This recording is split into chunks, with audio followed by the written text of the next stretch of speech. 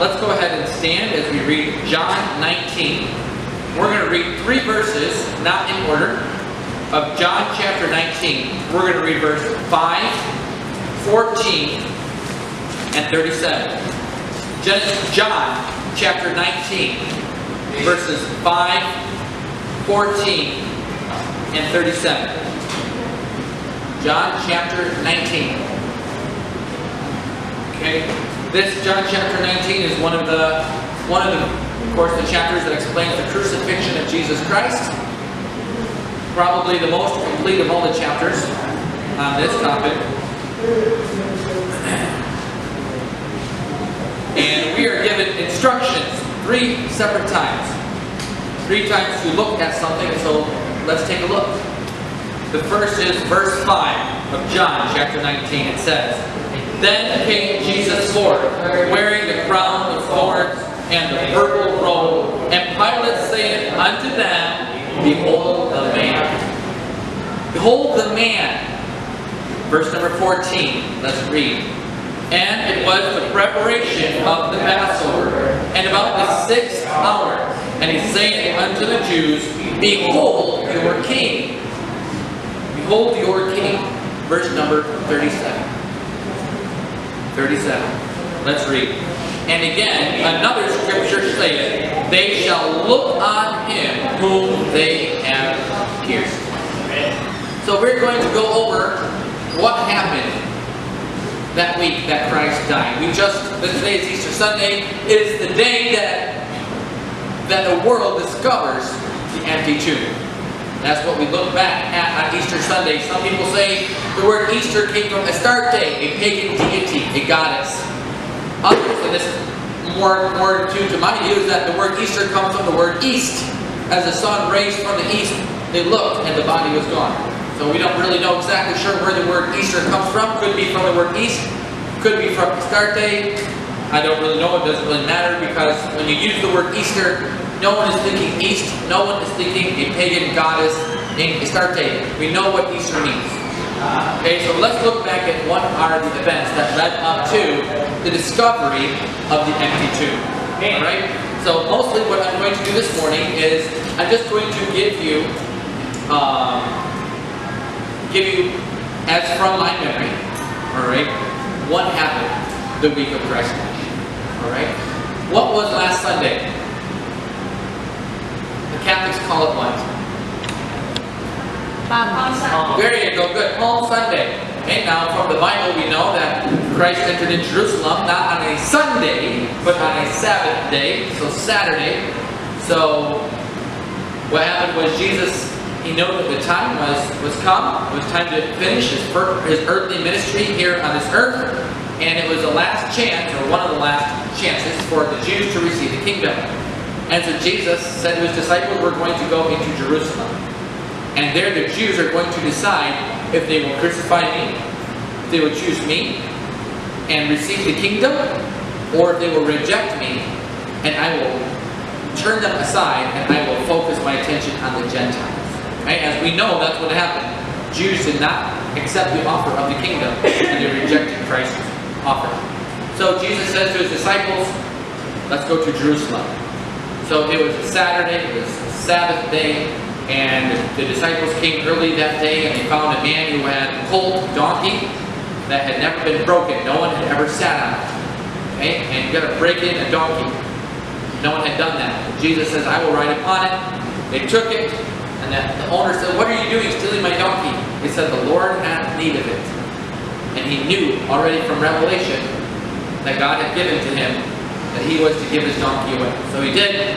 Jesus set him on the donkey, and he enters, before he enters in Jerusalem, he says, oh, Jerusalem, Jerusalem, I would that I could gather you under my wing like a mother hen does her chicks. And then he gets upon his donkey, and he enters in Jerusalem. What happens? They get excited, right? They take the palaspas, and they put it down upon the ground, and they take their outer garment, and they put it on the street. And there Jesus rides upon a donkey as he walks through the street, and they line up both sides of the street and say, Hosanna, glory to be God in the highest. Proclaiming him, they are celebrating Jesus Christ as their king. Now some people say, well, he rode upon a donkey. He symboled himself as a servant. Okay, well, that's baloney. Think of a bologna sandwich, that's baloney. The royalty could ride upon a donkey, because those were very difficult animals to train, and that's why they're so stubborn. Matigas ang ulo, what do we call that, the isiro. They're very stubborn animals. And Jesus, so royalty could ride on a donkey, but your average person could not. So that was a symbol of his royalty. And so he came here and says, "Here I come, upon a donkey, as any royal would do." So I come and I have in royal blood, and they say, "Welcome to Jerusalem." And put the palm as if he is royalty. It looks looking good, like they're going to receive the kingdom. It's looking good. That was Sabbath. That was Palm Saturday. Okay? Then the next day is Sunday. Sunday is when everything opens back up. So guess who's back in the temple? Money changers. Changing money. Guess what they are doing? They're cheating people. They're giving them a bad exchange rate. Okay, that would be like going to the pawn shop or to Western Union or to SM and say, "I would like to change my dollars into pesos." And they say, "Okay, I'll give you 35 pesos per dollar." You say, "What? It should be something like 50. But there they had to go to the temple to exchange their money. There's where the money changers were. So they had a monopoly. So what they were doing is they were getting rich off of these spiritual thing, these sacrifices. Right? It's a warning, don't try and get rich off the gospel. If any young men want to go into the ministry, it better not to be to get rich. So that was Sunday, the money changers were open. So when Jesus saw those money changers, what did he do? Drove them out. And made whips, he whipped them and turned over their tables. Was that the first time Jesus had ever done that? Second time. He began his ministry that way. That's how he was known for. Early on, this is the guy that overthrew the money changers. That's the guy.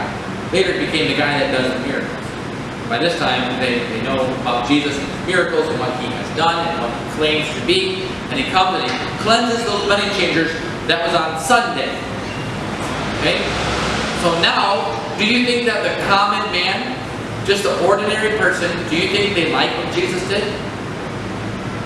They like the fact that he kicked out those cheats. Yes. Right? But what about the influential people? The elite? The rulers? The people that were getting the money from these corrupt money changers? Do you think they like what Jesus has done?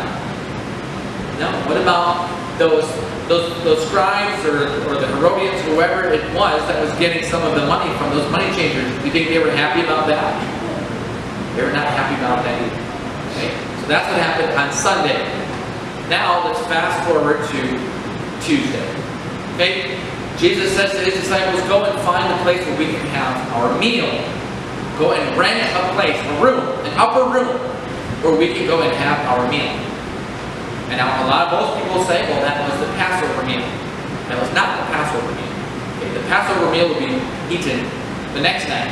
Christ was killed at the same time the Passover lamb was. So how could they eat the Passover meal if the Passover lamb would not be killed until the next day? I think there's a meme where there's a guy going, right? That was not the Passover meal. It was the Feast of Unleavened Bread. That was at the time before Passover where they were looking through the house, removing all of the leaven that they could find, that's yeast, all the extra breadcrumbs. They would really clean out every corner, every spider web, clean it all out, and then they would have a meal afterwards with no leaven in their meal. And they said, and they even have a little song that they would sing about, "We've tried to remove all the leaven," that's yeast in the house. "We know that there's still more in here. God be merciful because we cannot get it all out. But we have done our best." Okay? So that's what Jesus did in the upper room. He was not eating the Passover meal. He was eating the Feast of Unleavened Bread. So there he was with his disciples, all 12 of them, 12 apostles. And of course, Judas was there. And Judas, he was looking for a way where he could figure out where Jesus was going to be. And so he could betray Jesus to the scribes and Pharisees, to the Sanhedrin. So Jesus is there with his disciples in the upper room, and Jesus says to Judas, First he says to all his disciples, after this, we are going to go to the Garden of Gethsemane.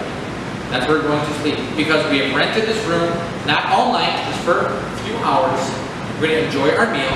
And now we're going, after this, we will go to the Garden of Gethsemane, and there we will pray. We will cross the brook Kidron, and there we will go and spend the night. So now what is Judas? Now he knows. Judas says, okay, I know where Jesus is going to sleep. I know where we will be. Now I know where I can have the temple guard, soldiers, arrest Jesus. So Judas does not want to stay and finish the meal. Judas needs to go and get those temple guards, the scribes, and Pharisees, and tell them where Jesus will be. So he wants to go. So Jesus says to Judas, that thou doest, do quickly. He says, okay, Judas, whatever it is that you need to do. Judas says, hey, can I be excused? Jesus says, yes. You may be excused, and whatever you're going to do, go do it now, do it quickly. Now, Judas thought Jesus was fooled into thinking he was just going to buy something or run an errand. But of course, Jesus knew that it was for the purpose that Judas would betray him. That's why Jesus said, we are going to go to spend the night here in the Garden of Gethsemane. It was his time. So Judas leaves. After he is gone, Jesus says, one of you will be, well, actually before he leaves, he even says, one of you will betray me. One of you is the devil. And he tells only the Apostle John who it is. Of course, we know that that's Judas. And he says, Judas, you may leave. Do what you got to do. We will be in Gethsemane. So Judas leaves. He goes to collect his 30 pieces of silver for the betrayal of Jesus Christ. So Jesus and his disciples there, they finish their meal. Remember, it's not Passover. And this is what night? It's Tuesday night. It is now Tuesday night. They entered Jerusalem on Saturday. And now it is Tuesday night. They finish their meal. Jesus takes the unleavened bread. Why was it unleavened? Would you eat unleavened bread? No, that's ridiculous. Why was their bread? Why was it unleavened? Because it was the Feast of Unleavened Bread. It was the time where they had to tell God, we've removed as much leaven from the house as we can. And once the house was cleansed of all the leaven, then they were able to have the Passover. Okay? So again, the Passover did not happen yet. This is not the Passover. This is where the Lord's Last Supper is. Lord's Supper, or the Last Supper. And he says he took the bread, and he blessed it, and he broke it, and he gave it out. And what did he say?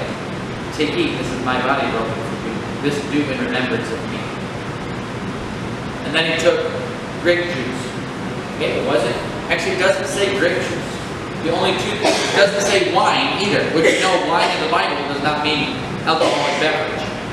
Okay, that word oinos simply means of the grape. It could be a fruit, could be a vine, could be a leaf, could be a branch, could be juice, could be alcohol. Oinos does not really tell us exactly what it is. You've got to take it what the context is. So anyway, there's much wine, there's new wine, there's strong wine, strong drink. Anyway, but we know it's not alcoholic because, remember, there cannot be leaven, there cannot be yeast. But what do you think creates the alcohol?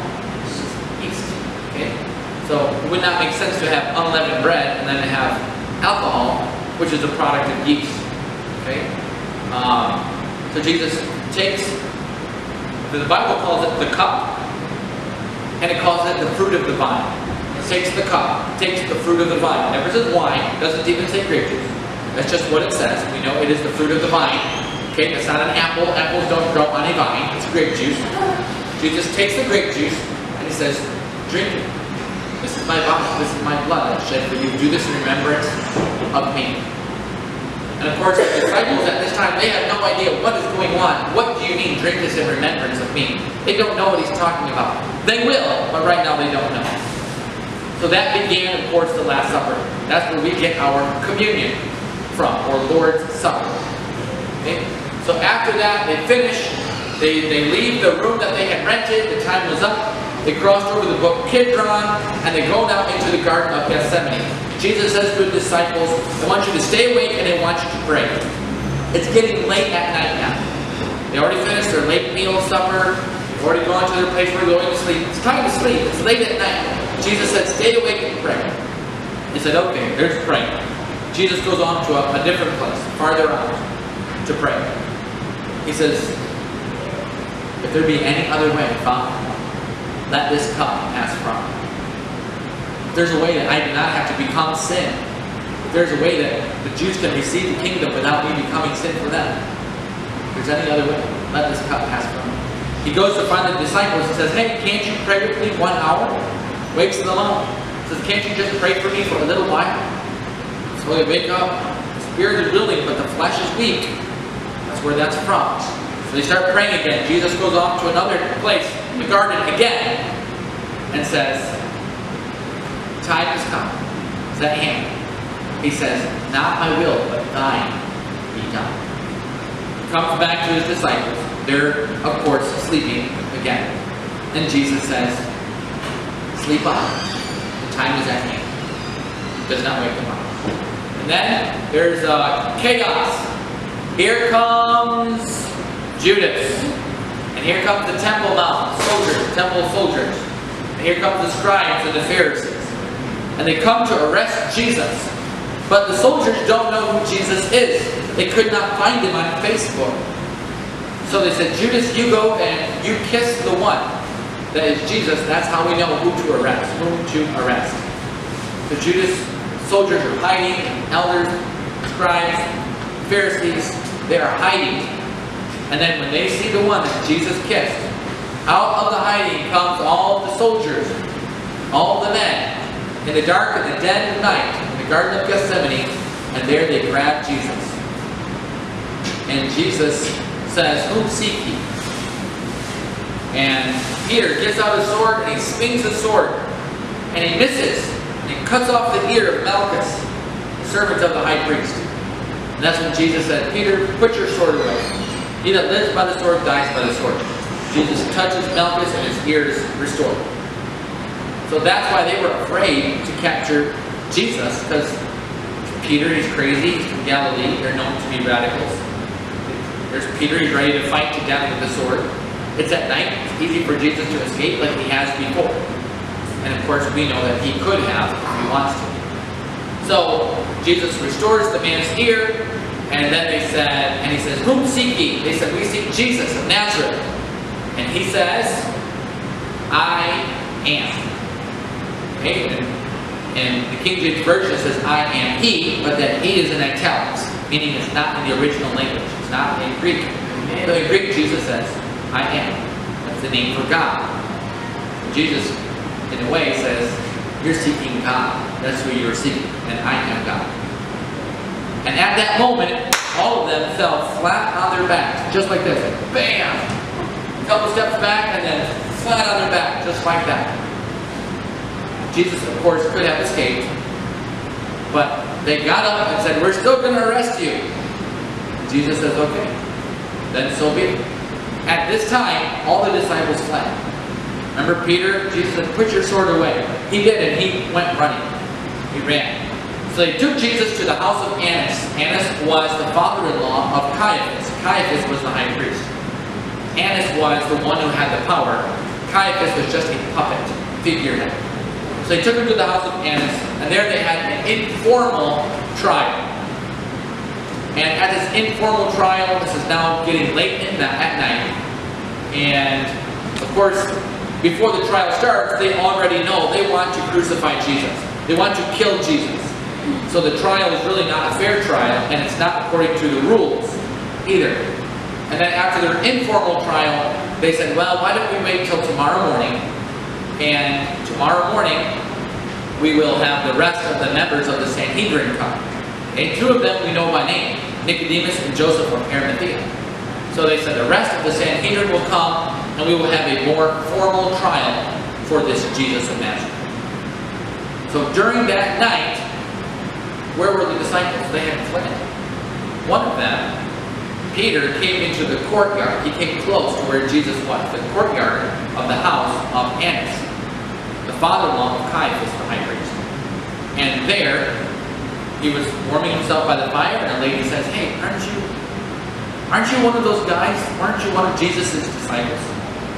And Peter says, no, I don't even know who he is. But his accent was Galilean. So the lady says, aha, I heard your accent. Yeah, I recognize you. I recognize your accent. You're a Galilean. You're with that Jesus of Nazareth of Galilee. And Peter said, no, I'm not. Don't say that. You're going to get me in trouble. I don't know who he is. I don't even care about the guy. And then she says, I'm sure of it. You are really him. That's when Peter cursed. He swore. And he denied Christ the third time. At that time, Jesus looked out into the courtyard. And Jesus looked at Peter.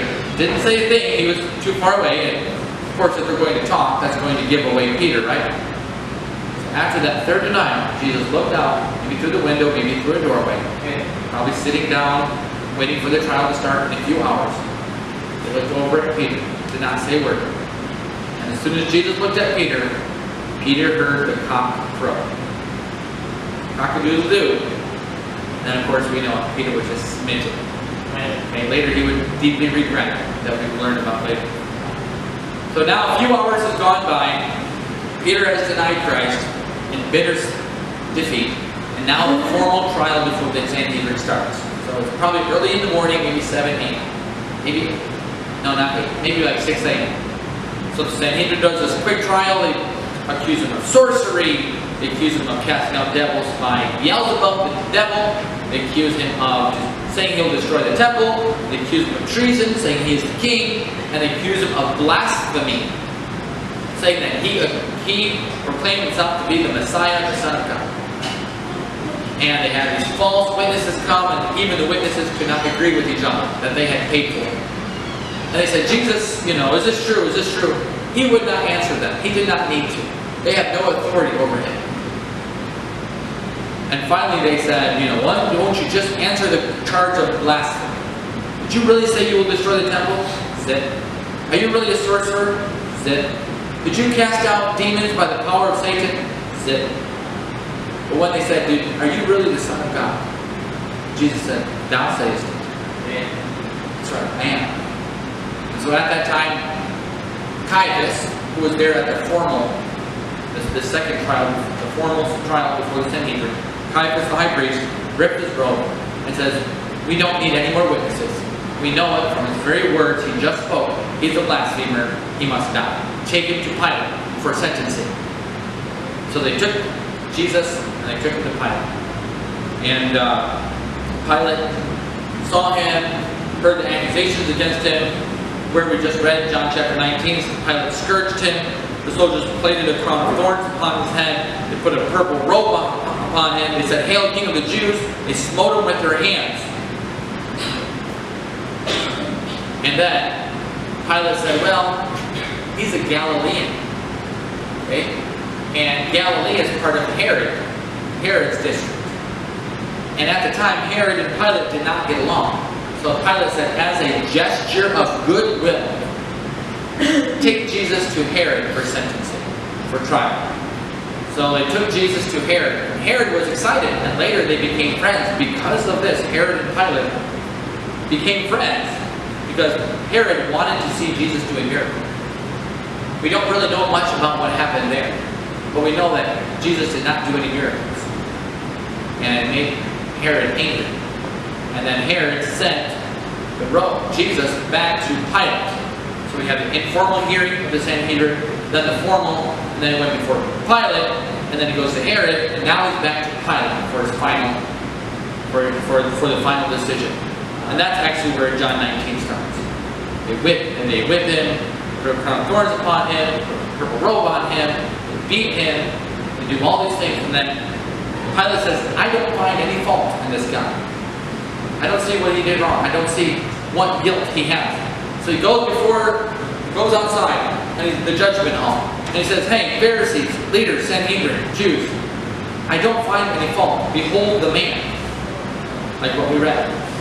And they said, no.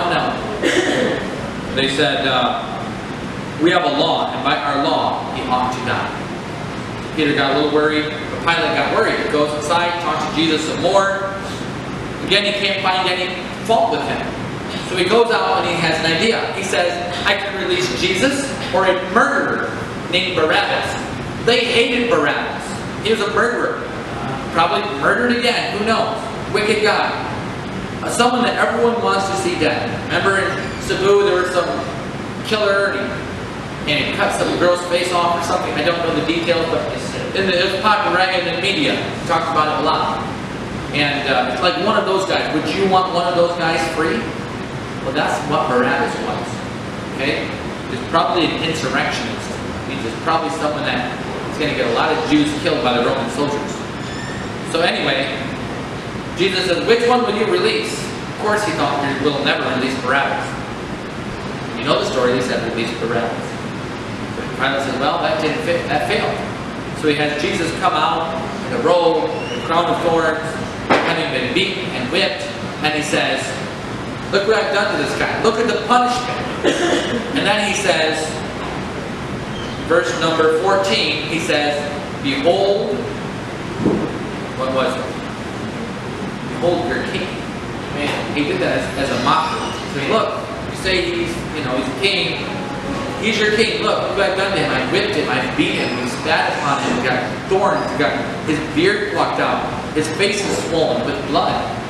It says that when you looked upon his face, not only could you not recognize who he was, you could not tell what kind of human being he was. You couldn't even recognize him as a human being. You wouldn't be able to tell if he was a girl or a boy or what. His face was so swollen. Why? Because of the crown of thorns, and the blood, and the sweat, and the beard that was plucked off. His face was swollen. That's what they did to Christ. When they beat him, they would take a whip. It's called a cat of nine tails. And there was actually 9 little whips. And at the end of each whip would be a little piece of sharp glass, or like a tack or a small nail. What they would do is they would whip him, and it would get stuck into his back. And instead of pulling it straight out, they would pull it out across his back. Many people died during these whippings. And it would get stuck into his flesh.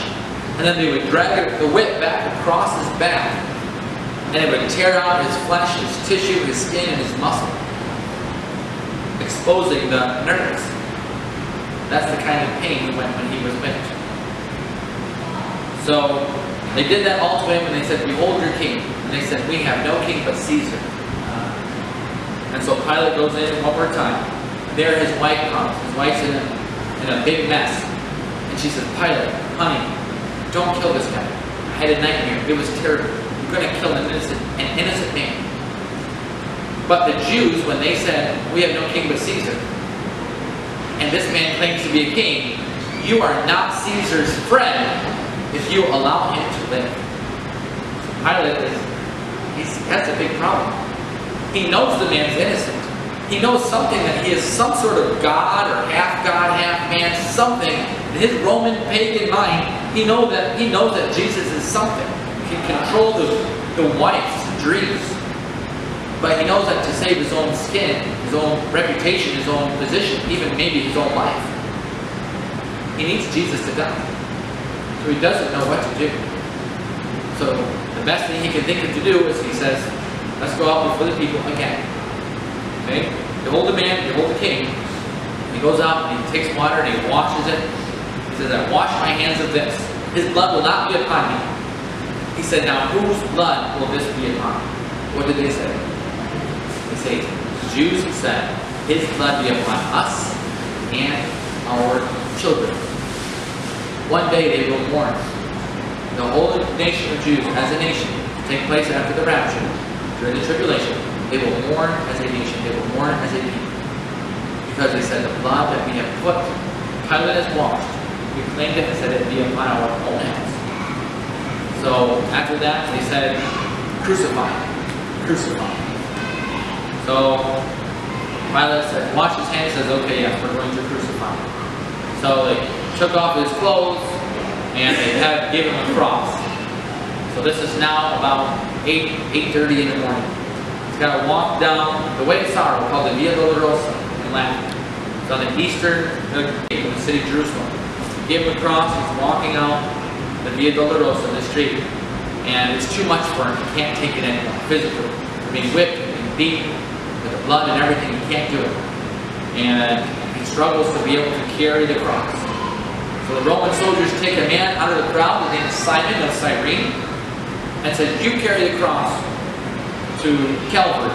Calvary is an English translation of Calvario, and that is a Latin word which means skull. Okay? It's Golgotha in Greek or Hebrew, I don't remember. But Golgotha or Calvary just means different language, but it means skull. Take him to the place of the skull. So Simon of Cyrene takes that cross and he brings it to the place of the skull, Calvary. And we don't ever read about Simon of Cyrene after that, but we do read about his son. It's mentioned in the Bible as a faithful Christian. So we can have a pretty good guess that Simon of Cyrene got saved, and his son became so important to the gospel, to the early church, that he's mentioned in the Bible. Okay? So here Christ is, he's on the hill of Calvary now. So we know what the cross looks like. It's like this. We know what a cross looks like. So what they would do is, the prophecy said that he would be pierced. Pierced by thorns, pierced by the whip, pierced by the nails, pierced by the spear. But not a bone would be broken. No bones would be broken of Christ. Never. So what they would do is they would put the cross down on the ground. They would lay it down on the ground because it's a big, heavy wooden cross. And they would take a nail, and the word for hand, of course, includes the hand, but it also includes all the way up to his forearm. So when it says they put a nail through his hand, in English you would say, yeah, this is hand, this is wrist, this is forearm, this is elbow. But the word there in Greek is just hand. All this is hand. So when it says they put a nail through his hand, they didn't put it here, or his skin would just tear. Right? So you see the Catholics, they put the nail here. Not where the nail went. Roman soldiers, actually there's a bunch of small little bones in your wrist. And that gives a lot of strength to hold up those little bones. And what they would do is, the Roman soldiers would take their nail, pound it through the wrist without breaking a bone, right between these small little bones. And that's what would hold up the one that was being crucified on the cross. So he's on the ground, and the cross is lying down on the ground. So they put Christ on the cross, on his back, on the ground. They don't lift him up and nail him to the cross like this. They nail him to the cross like this. Okay? There's a little bit of symbolism there. And they nailed his feet. Okay? And they bent his knees. And probably he had something where he could stand upon. Below his feet was a little pedestal, a little thing where he could push himself up. Because when you're like this, you can't breathe unless you... And then you go back down. You can't breathe, you cannot talk. Okay, we'll talk about that later, but that's how he was crucified. Nailed, and then down by his feet, nailed. And then they took that cross after he was nailed upon it, and they lifted it up. And Jesus says, I be lifted up. I be lifted up. Let's talk about being on a cross, nailed, and that cross being lifted up. And it says, if I be lifted up, I will draw all men unto me. All means all, that's all. Whether you receive him or not, whether you get saved or not, Christ died for you. Christ died for all. And Christ draws all men. What was it that draws him? It's because that cross was lifted up with him nailed to it. So it wasn't just him being nailed. It wasn't just him being on the cross. It was him being on that cross, and that cross being raised up for all to see. This was on top of the hill, so you could see it at some distance. So there Christ is. He's on the cross, and it's 9 o'clock in the morning. It is 9 a.m. And for the next, so he's lifted up, and he sees Mary, his mother. He sees his aunt, Jesus' mother's Mary's sister. He sees Mary Magdalene, and he sees Mary, the wife of some guy's wife named Mary. I forget who her husband's name was. Cleopas, is that right? He sees those four ladies there, and he sees John. He says, I won't get into this because the 7 sayings, Pastor talked about it last week, the 7 sayings of the cross. So he said, woman, behold thy son, and, thy mother, and there he was from 9 o'clock until 12 o'clock noon, there in the cross. Also one of the sayings during that time was, today thou shalt be with me in paradise. I'm not going to go over that. And then they tried to give him something to null the pain, to dull the pain a little bit. There was a drink with vinegar, mixed with gall, something bitter, and that would actually help him. It was actually like You know how you have like the Red Cross? That was something like they had in that day where they would go to see those prisoners, mostly a ladies' organization. And they would go and they would give those people who were dying, those criminals, a little bit of pain relief as they died. They offered to that to Jesus, and of course he would not take it. He needed to receive the full pain in order to pay for the sins of the entire world. So he did not take it. And then at noon, 12 o'clock noon, darkness covered at least the hill of Calvary. Probably all of Judea, maybe the whole world. Maybe the whole world.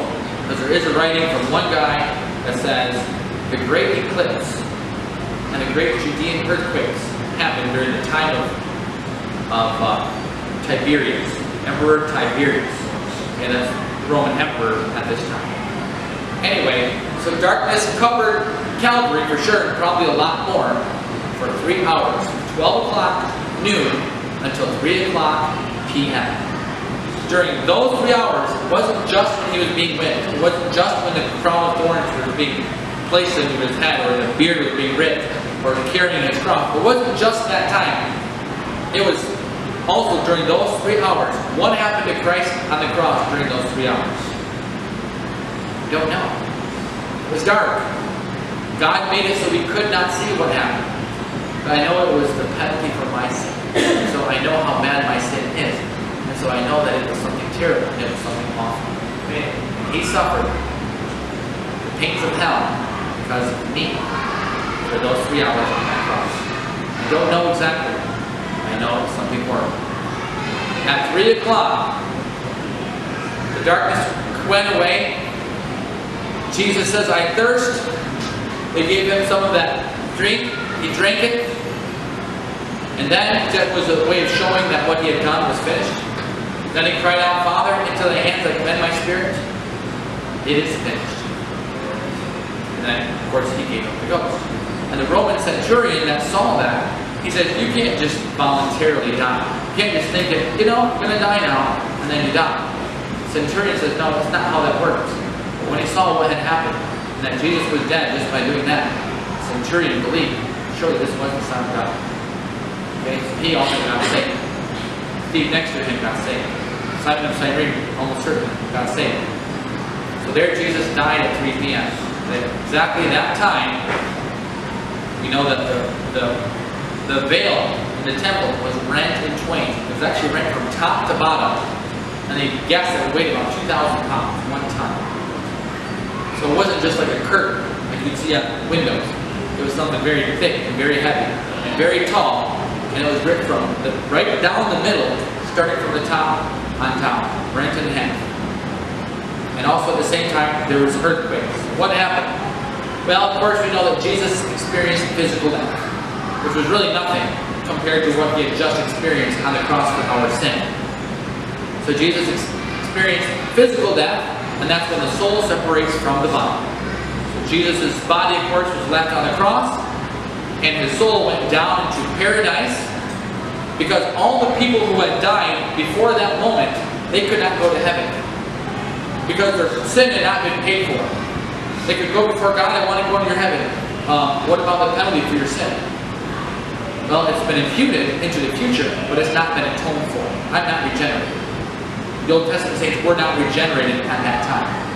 Iniquity was only imputed. That means sent to a different place, but not atoned for. They had no right to go to heaven. No one got to go to heaven in the Old Testament unless they were summoned like Isaiah was. So after that, it was time. They've been waiting for thousands of years. Some of them, Adam and Eve and Noah and Abraham and Isaac and Jacob, and these guys now get to finally leave paradise, also known as Abraham's bosom, and go into heaven. So Christ goes down in there. He takes them and says, I've atoned for it. Your sins have been paid for. And he takes them to heaven. On their way to heaven, some of them are seen. So I guess they get their bodies. And some of them are seen walking on the streets of Jerusalem just for a brief period of time. Those that were recently deceased, and then led captivity captive up into heaven. What all does that mean? I'm not sure. And that's what happened. So that happened on Wednesday at 3 p.m. Christ died on Wednesday at 3 p.m. And at 3 p.m., that was when the sacrifice, the Passover lamb, was killed at 3 p.m. Because after they kill the lamb, of course they have to, dress it. They have to get it ready. They have to cook it. They have to take the blood. And by evening, they have to put the blood upon the 2 doorposts and above the door in observance of the Passover. So they killed the Passover lamb at 3 p.m. Jesus Christ died at 3 p.m. That would be Wednesday at 3 p.m. So the soldiers came. Jesus is dead. His soul is already taken. The saints, Old Testament saints, to heaven. And they come to break the legs of Jesus. Why would they do that? To kill him. Why would they kill him by breaking his legs? Because remember I told you they couldn't breathe except they would extend their legs up and they could breathe and then like this. But if they break their legs, they can't push themselves up. That's how they would kill him. So they broke the legs of the 2 thieves beside Christ. And then they went to break his legs, and they said, he's already dead. And one soldier says, just to be safe, takes his spear and runs it through Jesus' side, and now pours water and blood. Which means he'd already been dead. The blood and the water had already become separate, which happens after death. Right? So pierced him again.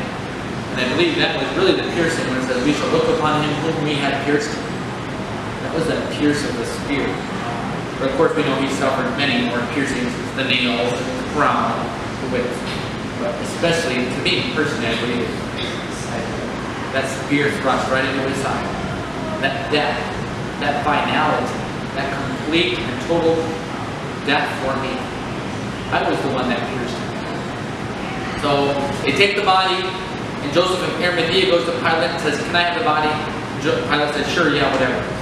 Gives it to Joseph of Arimathea. His grave there's a tomb right near, in a garden, right near Golgotha, right near Calvary. They just take him, they put him in there, wrap him in linen, they put spices on him. They don't have time, because the Sabbath starts at around 5:30 at sundown. So say 5:30 p.m.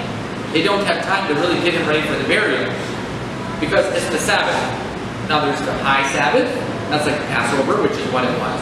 Then there's the weekly Sabbath. That's why Catholics think Christ died on Friday, because it says the day before the Sabbath. So, well, Sabbath is Saturday, so he died Friday.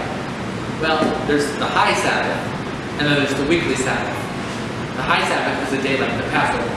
Christ was killed at the same time as the Lamb was killed. Obviously, he's the Passover Lamb. So that's not talking about Saturday Sabbath, it's talking about a high Sabbath. And there's several of those. Maybe the Feast of Tabernacles is another high Sabbath. So Christ was killed the day before the high Sabbath, which would be the day of the Passover, which would be the Thursday. So he was killed on Wednesday, the day before Thursday. And they had to get him in the tomb, and they couldn't touch him as soon as the sun went down. So they quickly put him in a borrowed tomb just for now, and they'll take care of the full burial with the spices and finish everything Sunday. Because they can't do it Saturday, that's the Sabbath.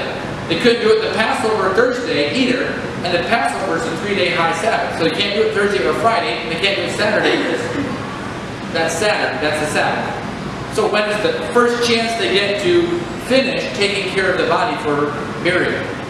That would be Sunday morning. After the morning when the sun comes up. Okay? So, Wednesday night, Thursday, in the grave. Thursday night, Friday, he's in the grave. Friday night, Saturday, he's in the grave. No one's touched his body, they can't. Okay? That's the law. So it says after 3 days and 3 nights. After 3 days and 3 nights, Christ resurrected. So sometime during the night, Saturday night, he was resurrected. Okay, I believe it was while Mary was walking to the tomb, there was an earthquake. It was before sunlight. So it was before, remember God counts evening and the morning were the first day. Evening and the morning were the second day. Remember? So you need a morning and therefore to be considered as one of the days. So before the morning, probably while Mary was walking to the tomb, there was an earthquake. Probably that was when Christ resurrected. He resurrected during the night on Saturday night. Or you could say before dawn, Sunday morning. She discovered the tomb after dawn on Sunday morning. So we know the story of Mary Magdalene. She's there, the first one, and she says, someone stole the body. She runs and tells the disciples, someone stole the body. Peter and John come running to the tomb. And John gets there first. John looks inside and sees the empty tomb.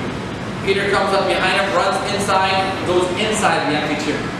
Peter's scratching his head. Peter says, they stole the body. Mary Magdalene's right. They stole the body. John runs in there.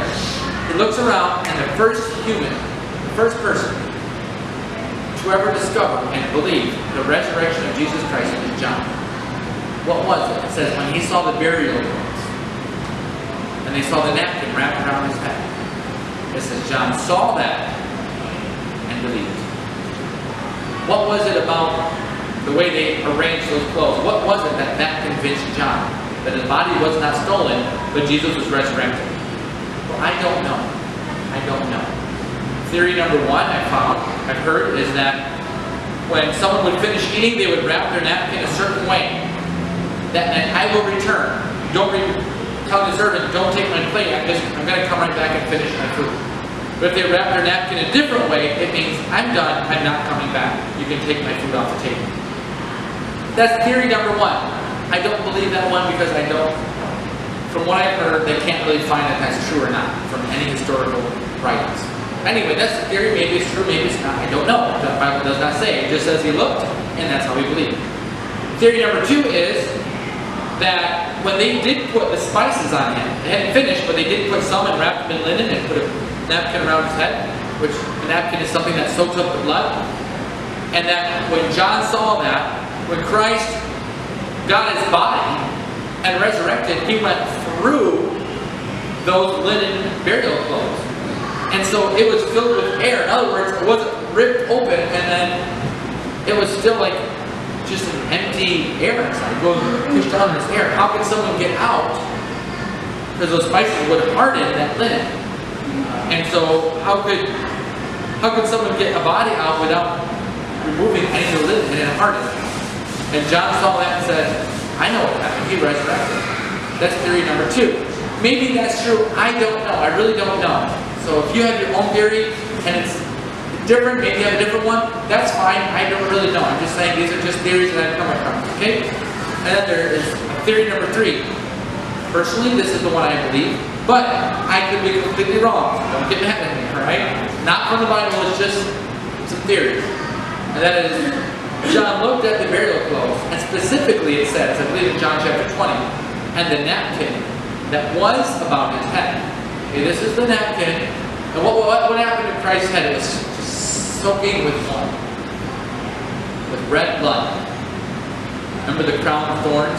Well, they didn't take those crown of thorns out. And it had been filled with blood. And he saw the burial clothes, especially that he had seen. That napkin before was just drenched with blood. His burial clothes drenched red with blood. Whatever color it was, when they wrapped him, it should have been red by now, right, from all that blood. So they put him in there red. My theory, I don't know if this is true or not, but I believe that when Christ died on the cross, I don't believe the blood spilled out permanently into the ground. I believe it went up to heaven. I believe it. The physical blood physically actually went up to heaven with Christ. He has it in his body today, right now. That's his blood that he had when he was crucified in his body. And so when he resurrected, he didn't just take his bones and his muscle and his body. He took the very blood that was shed for us with him, and he carries it about today in his very own body in heaven. And so when John saw those burial clothes, he said, there's not a drop of blood on these clothes. But these are the same clothes that I know that Christ had when he was buried, and that was filled with blood. And now it's gone. Now I understand. This do remember to me, this is my blood that was shed for you. I understand now. He took that blood with him. That blood is by the sacrifice of the Passover lamb.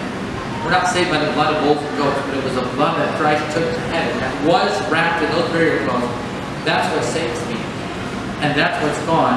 That's why Christ, I know, is resurrected. John saw it. We're out of time this morning, but the rest of the story is just about how other people found out. How did Mary Magdalene find out? How did the two disciples on the road to Emmaus find out? How did Thomas find out? How did the other disciples find out? Jesus Christ is risen. So, he is risen. We look back and we worship on Sunday. Why? Because the empty tomb was discovered on a Sunday. He came back on a Sunday. He came back again on a Sunday. And he came back the final time on a Sunday. Because that's when they went to church. So today we look back, as we do every Sunday, Easter Sunday and every Sunday. We worship on Sunday. Why? because of the creation. Not the creation of the world. That's Saturday. We look back on Sunday, the creation of our salvation. Let's not forget that there's people out there, you see all the time, every day, they don't know the story. They don't know what it meant for Christ to suffer for their sins. He did. He suffered for their sins. He suffered for them all. They don't know, but we do.